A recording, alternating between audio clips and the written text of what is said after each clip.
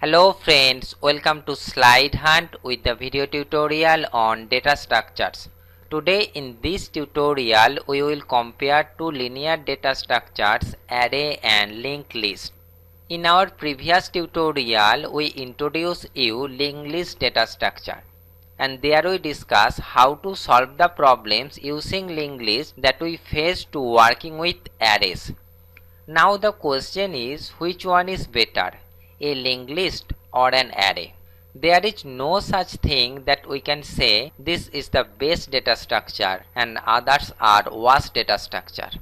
We use data structures to organize data in efficient way. So depending on our requirement we choose a data structure. One data structure is good for some requirements and other one is good for some other requirements. It depends on some factors, something like what is the size of data or what operation we perform on data. So here we compare two data structures, array and linked list, depending on some parameters. So let's start. First parameter is memory requirement. In an array, memory is allocated at compile time. That means at the time when program is written by the programmer. So the size of the array is fixed. Since we have to specify the size of the array at the beginning of the program, so we create a large array so that we can insert more elements in future. But one of the disadvantage of creating a large array is that some of the memory space is wasted. For example, here we take an integer array of size 6, but the array has only 2 elements and the remaining 4 positions are unused. So memory is getting wasted. But in case of linked list, elements are not stored in contiguous memory location. In linked list, memory is allocated at runtime, means when program is executing. So we allocate the only space that we have required. So memory is not wasted. For example, here we take a linked list of 2 nodes. In linked list, we request memory for each node separately. So no extra space is reserved. But in linked list, some extra space is required for address field or pointer variable. For a 16-bit compiler, integer takes 2 bytes and pointer also takes 2 bytes. So in linked list, each node takes 4 bytes. This linked list takes 4 into 2 equal to 8 bytes. Memory requirement for this array is 6 into 2 equal to 12 bytes. So linked list require less space. According to memory wasted, linked list is better choice than array, because in linked list no space is wasted. Another thing is that array is stored in contiguous memory block. Suppose we want to store a large array, then there may be a possibility that memory may not be available as one large block. But in linked list, we request memory for each block separately, and there is a possibility to get memory in multiple small blocks. So this is another advantage of using linked list over array. Second parameter is time requirement to accessing an element. Array takes constant time to access an element because array elements stored in contiguous memory location, and if we know the starting address, which is called the base address of the array, then we can calculate the address of any element in the list. Suppose this is an array of size 6 and base address is 100. If we want to calculate the address at index I, which is equal to base address, that is 100 plus I into size of an integer. In 16-bit compiler, an integer takes 2 bytes, so it is equal to 100 plus I into 2. Using this formula, we can calculate the address of any element in the array. For example, if we want to calculate the address at index 3, which is equal to 100 plus 3 into 2, that is 106. Similarly, at index 5, it will be 100 plus 5 into 2, that is 110. To calculate the address of any element in the array, we need same time, That's why we can say array takes constant time to access an element, and in big O notation we can represent it as big O of 1. But in linked list, data is not stored in contiguous memory location. Element is stored at any available location, but the pointer to that memory location is stored in previous node. Suppose this is a linked list with 4 nodes. The only information that we know is the address of first node, and it is stored here.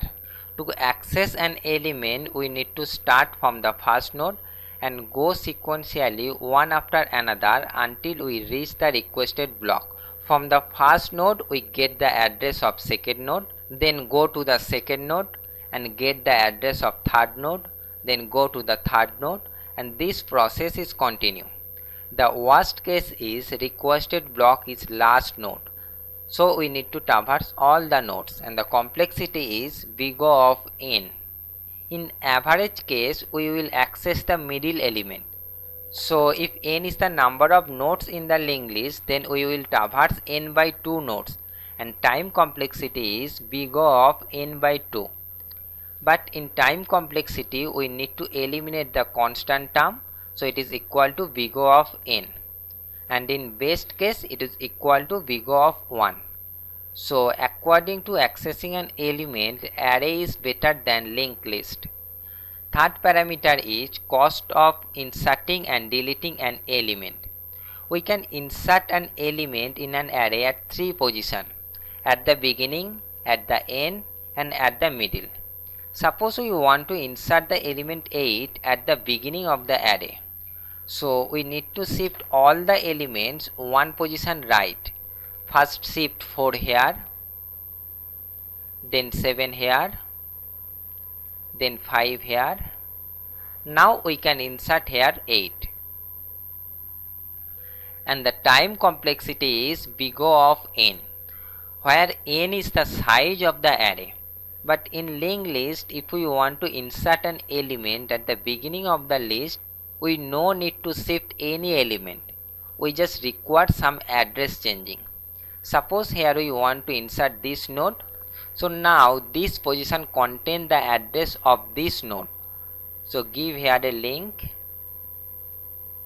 and this node contains the address of this node. So address field contain 234, and remove this link.